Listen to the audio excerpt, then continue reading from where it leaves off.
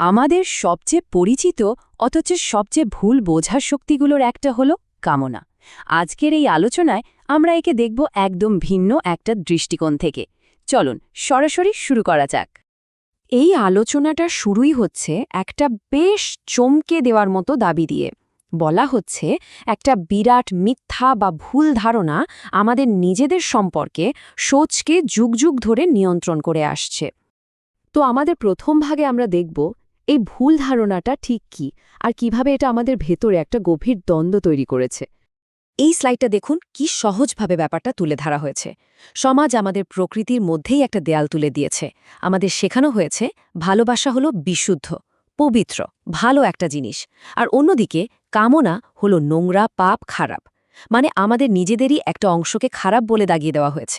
এই যে ভাগাভাগি, এটা কিন্তু শুধু একটা ভাবনা নয়, এর ফল হলো আমাদের ভেতরেই একটা যুদ্ধ শুরু হয়ে যাওয়া। নিজের প্রকৃতির বিরুদ্ধে যখন লড়তে হয়, তখন জন্ম নেয় অপরাধবোধ, লজ্জা, এমনকি আত্মঘৃণা। কিন্তু প্রশ্ন হল, এই বিভাজনটা এলো কোথা থেকে? উৎস বলছে এটা উদ্দেশ্য প্রণোদিতভাবে তৈরি করা হয়েছে। মানুষকে দুর্বল, অনুগত আর সহজে নিয়ন্ত্রণ করার জন্য অপরাধ বোধকে একটা হাতিয়ার হিসেবে ব্যবহার করা হয়। কারণ যে নিজের সাথেই যুদ্ধে ব্যস্ত, তার তো আর বাইরের কোনো কিছু নিয়ে প্রশ্ন তোলার শক্তি থাকে না। আচ্ছা, তাহলে এবার মূল যুক্তিতে আসা যাক। এখানে প্রচলিত ধারণাকে পুরোপুরি চ্যালেঞ্জ করে বলা হচ্ছে আসল সমস্যাটা আসলে অন্য কোথাও। এখানে খুব পরিষ্কার করে বলা হচ্ছে সমস্যার গোড়াটা কামনা বা আকাঙ্ক্ষা নিজে নয়। আসল সমস্যা হল এই আকাঙ্ক্ষাকে জোর করে চেপে রাখার বা দমন করার চেষ্টা। আসুন একটা ছোট্ট পরীক্ষা করা যাক। ধরুন কাউকে বলা হলো একটা গোলাপি হাতির কথা একদম ভাবা যাবে না। কি হবে বলুন তো? এই সহজ উদাহরণটা থেকেই দমনের নিষ্ফলতা বোঝা যায়। ঠিক তাই, মাথাটা তখন গোলাপি হাতিতেই ভরে যাবে। আকাঙ্ক্ষার ব্যাপারটাও ঠিক একই রকম। কোনো কিছুর সাথে যত বেশি লড়াই করা হবে, অবচেতন মনে সেটা তত বেশি শক্তিশালী হয়ে উঠবে। তাহলে কামনা আসলে কি? উৎস এখানে একটা দারুণ উপমা ব্যবহার করেছে। কামনাকে আগুনের সঙ্গে তুলনা করা হয়েছে। আগুন নিজে তো ভালোও না, খারাপও না, এটা শুধুই একটা শক্তি। এটা দিয়ে রান্নাও করা যায়, আবার ঘরও জ্বালিয়ে দেওয়া যায়।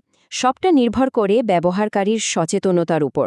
এবার একটা খুব জরুরি নীতির কথা বলা যাক, যার উপর ভিত্তি করেই রূপান্তরের পুরো ধারণাটা দাঁড়িয়ে আছে। পদার্থবিদ্যার এই মৌলিক সূত্রটা আমরা সবাই জানি। শক্তিকে তৈরি বা ধ্বংস করা যায় না, শুধু এক রূপ থেকে অন্য রূপে বদলানো যায়। আমাদের জীবনী শক্তির ক্ষেত্রেও এটা সত্যি। একে দমন করার চেষ্টা করলে এটা নষ্ট হয় না, বরং আরও বিকৃত আর কুৎসিত রূপ নেয়। তো এই শক্তিকে তাহলে কিভাবে রূপান্তর করা যায়? উৎস এখানে 3টে পর্যায়ের কথা বলছে। দেখুন, একই শক্তি কিন্তু সচেতনতার এক একটা স্তরে তার রূপটা কেমন বদলে যাচ্ছে।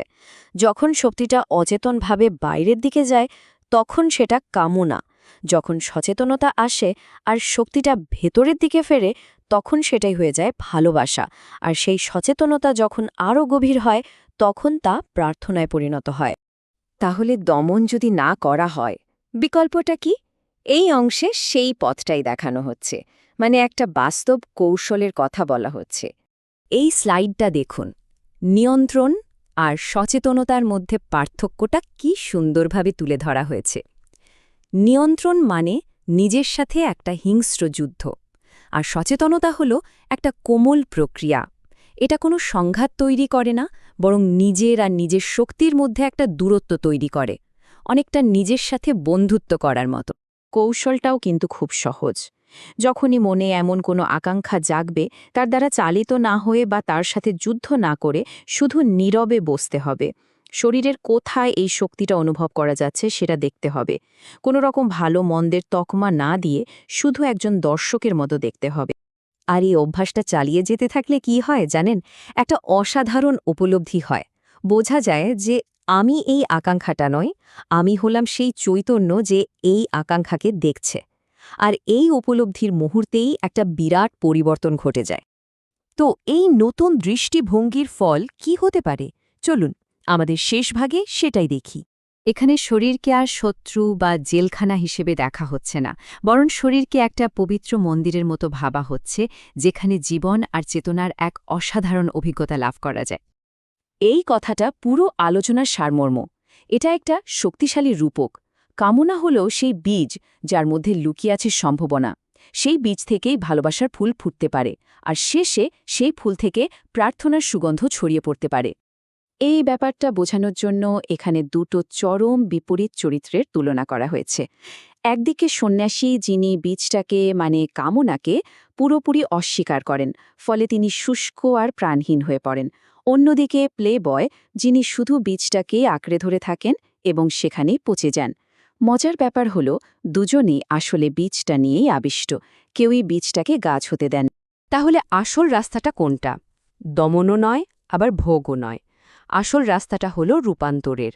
লক্ষ্য হল শক্তির প্রথম পর্যায়ে আটকে না থেকে এটিকে তার সম্পূর্ণ সম্ভাবনায় বিকশিত হওয়ার সুযোগ করে দেওয়া। আমরা এই আলোচনা শেষ করব একটা গভীর প্রশ্ন দিয়ে। আচ্ছা, এমনটা কি হতে পারে যে যে শক্তিকে আমাদের শত্রু বলে চিনতে শেখানো হয়েছিল, সেটাই আসলে আমাদের ভেতরের গভীরতম সম্ভাবনার দরজা খুলে দেওয়ার প্রথম চাবি? ভাবনার জন্য রইল।